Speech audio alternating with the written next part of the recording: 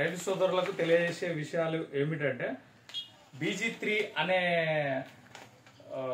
Seed ఏదైతే ఉందో ఇది వచ్చి complete BG2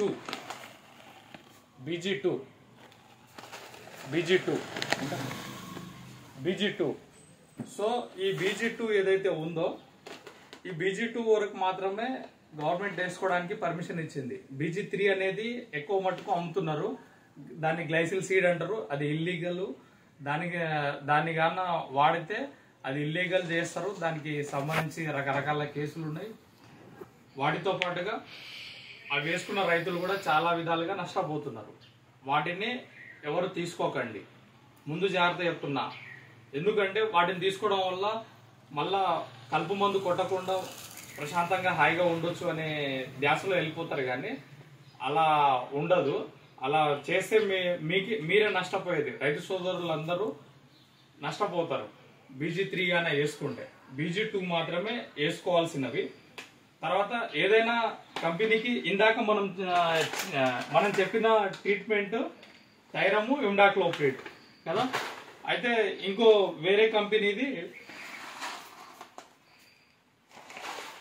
థయోమిథాక్సిమ్ 30% FS, కార్బాక్సిన్ 37.5% WS and thiram 37.5% WS. దీంతో ట్రీట్మెంట్ చేసిండు. వీటితో ఎందుకు ట్రీట్మెంట్ చేసిండంటే థైరము కార్బాక్సిన్ అనేదేమో థయోమిథాక్సిమ్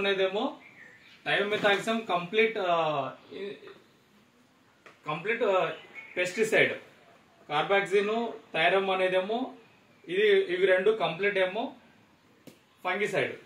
ఇవి రెండింటితోటి ట్రీట్మెంట్ చేసిండు. అయితే రైతు సోదరులు వీటిని గమనించి తీసుకోవాలి.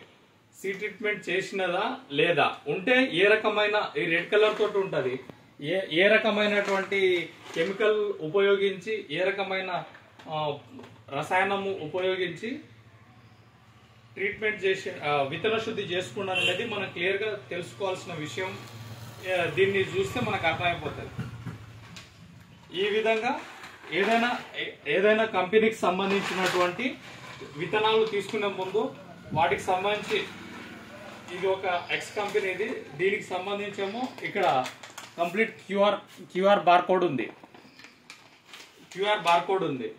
ఈ క్యూఆర్ బార్కోడ్ కానీ దీనికి ఫ్రంట్ సైడ్ ఉంటే ఇంకో దానికి బ్యాక్ సైడ్ ఇచ్చిండ్రు.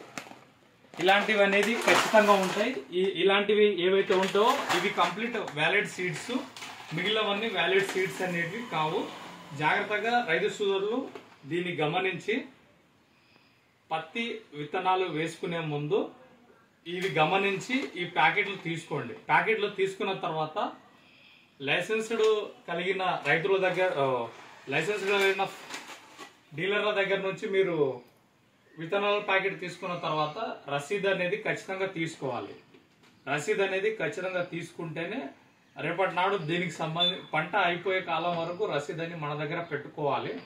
పెట్టుకోవడం వల్ల రేపటి నాడు ఏమన్నా అయితే ఆ కంపెనీ ఏదైతే విత్తనాలు తీసుకున్నావో ఆ కంపెనీ, ఆ లైసెన్స్ డీలరు వాళ్ళని పట్టుకుని రేపటి నాడు దిగుబడిగా సరిగా రాకపోవడం, బ్రాంచెస్ వరకు మాత్రమే వచ్చి ఫిజికల్ గ్రోత్, భౌతిక పెరుగుదల మాత్రమే పెరిగి కాయలు పిందెలు అనేది రాకుండా ఉంటే వాటికి సంబంధించిన వాటిని అరికట్టడానికి అటువంటి సందర్భాల్లో ఇదనేది బాగా ఉపయోగపడుతుంది.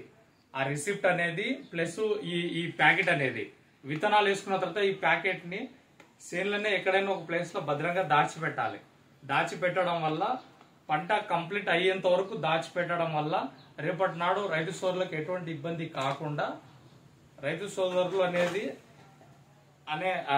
సోదరులు ఎటువంటి ఇబ్బంది పడకుండా కంప్లీట్ గా జాగ్రత్త పడి వాళ్లకు మంచిగా ఇదయ్యేటట్లు చేస్తాం. ఈ ప్యాకెట్ కమ్ ఆ రిసిప్ట్ ఏదైతే రసీద్ ఏదైతే ఉంటుందో ఆ రసీద్ అనేది మనము తీసుకొని పెట్టుకుంటే రైతు సోదరులకు చాలా ఉపయోగకరంగా ఉంటది.